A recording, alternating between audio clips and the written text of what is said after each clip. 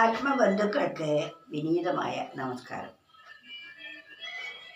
ഓരോ മനുഷ്യൻ്റെയും ജനനത്തിനും ജീവിതത്തിനും മരണത്തിനും ഹേതുവായിരിക്കുന്നത് ആ വ്യക്തിയിൽ നിക്ഷിപ്തമായിരിക്കുന്ന കർമ്മമാണ്.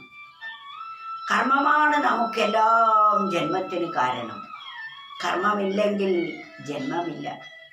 കർമ്മം ജന്മത്തിന്, ജന്മം കാമത്തിനും, കാമം ദുഃഖത്തിനും കാരണമായിത്തീരുന്നു. എന്നാൽ താൻ ആരാണെന്ന പരമസത്യം ബോധിക്കുമ്പോൾ തനിക്ക് ജനനമോ ജീവിതമോ മരണമോ വാസ്തവത്തിലില്ല. താൻ അനശ്വരമായി എന്നെന്നും നിലനിൽക്കുന്ന ഒരു ശക്തി വിശേഷമായി നമുക്ക് അനുഭവമാകും. അതാണ് പരമസത്യവും. ആ സത്യം ബോധിക്കുക എന്നതാണ് മർത്യജന്മത്തിൻ്റെ പരമമായ ലക്ഷ്യം. അതിന് നാം കർമ്മത്തിലൂടെയാണ് ഈ പരിണാമങ്ങളെല്ലാം നമുക്കുണ്ടാവുന്നത്. എന്നാൽ കർമ്മം നിഷ്ഠുരനോ ഉദാരശീലനോ അല്ല. ഇതിനെല്ലാം കാരണക്കാരൻ നാം വ്യക്തിയാണ്. ക്രൗര്യമെന്നുള്ളതും കാരുണ്യമെന്നതും കാലനേത്രത്തിലുലാവുകില്ല. കർമ്മങ്ങൾ പാറ്റിക്കൊഴിച്ചതാതിൻ ഫലം കർമ്മികൾക്കെത്തിപ്പോ കാലധർമ്മം. കാലത്തിൻ്റെ ജോലി എന്താണ്? വാസ്തവത്തിൽ ഓരോ വ്യക്തിയും ചെയ്യുന്ന കർമ്മങ്ങളെ നിരീക്ഷിച്ച് അതിൽ പാറ്റിക്കൊഴിച്ച് നെല്ലും പതിരും വേർതിരിച്ച്, വേണ്ടതും വേണ്ടാത്തതും വേർതിരിച്ച്, ആ വേണ്ടാത്തതിനെയും വേണ്ടതിനെയും ആര് കർമ്മം ചെയ്തുവോ അവർക്ക് എത്തിച്ചു കൊടുക്കുന്ന ജോലി കാലത്തിനാണ്. അതാണ് കാലത്തിൻ്റെ ധർമ്മം. എന്തും ഓരോന്നിനും അതാത് കാലത്തിൽ മാത്രമേ ഫലപ്രാപ്തി ഉണ്ടാവുകയുള്ളൂ.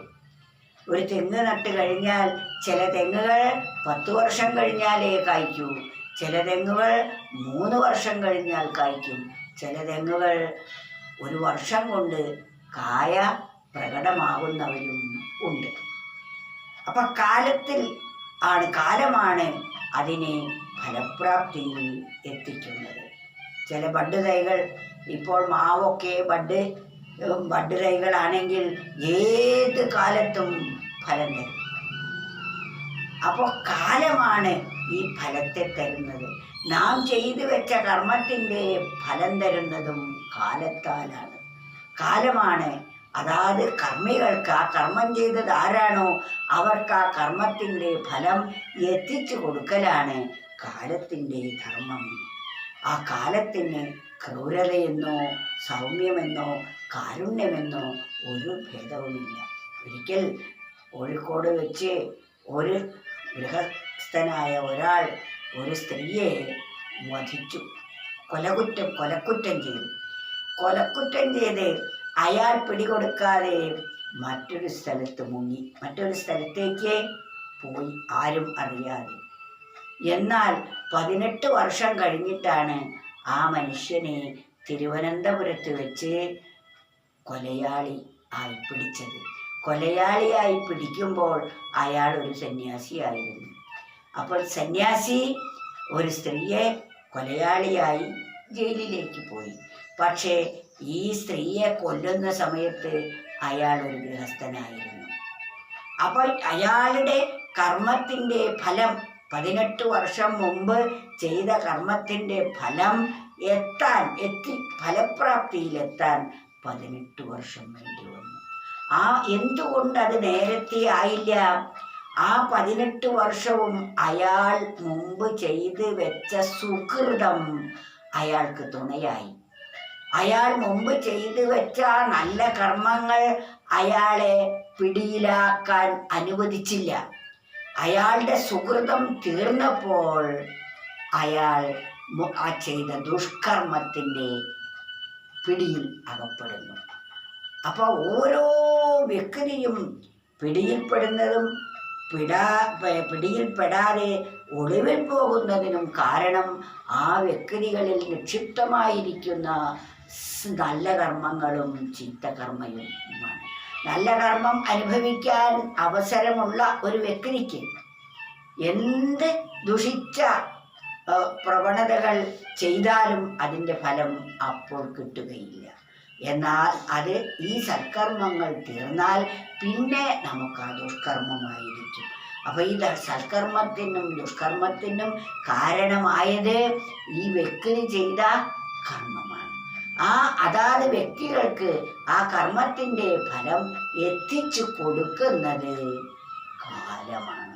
അതാണ് ക്രൗര്യമെന്നുള്ളതും കാരുണ്യമെന്നതും കാലനേത്രത്തിലുലാവില്ല.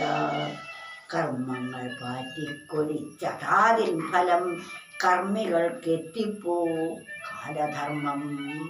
ഒന്ന് മനനം ചെയ്ത് നോക്കൂ, എത്ര വലിയ അർത്ഥവത്തായിട്ടുള്ള ഒരു കവിതയാണിത്. ഒരു സൂക്തമാണ്, സുഭാഷിതമാണ്.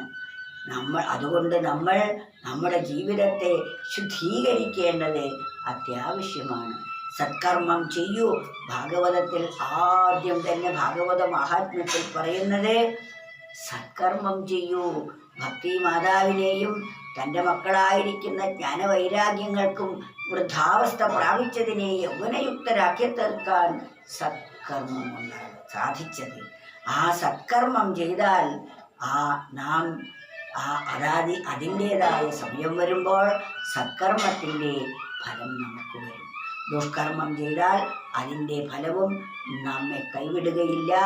നാം അത് അനുഭവിക്കുക തന്നെ വേണം. അത് രണ്ടും എത്തിക്കുന്നത് കാലത്തിൻ്റെ പണിയാണ്.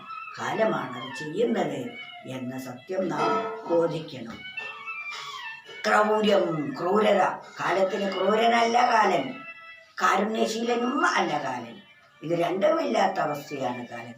ക്രൗര്യമെന്നുള്ളതും കാരുണ്യമെന്നതും കലനേത്രത്തിലുലാവുകില്ല. കർമ്മങ്ങൾ പാറ്റിക്കൊഴിച്ചതാതിൻ ഫലം കർമ്മികൾക്കെത്തിപ്പോ കാലധർമ്മം. അരേ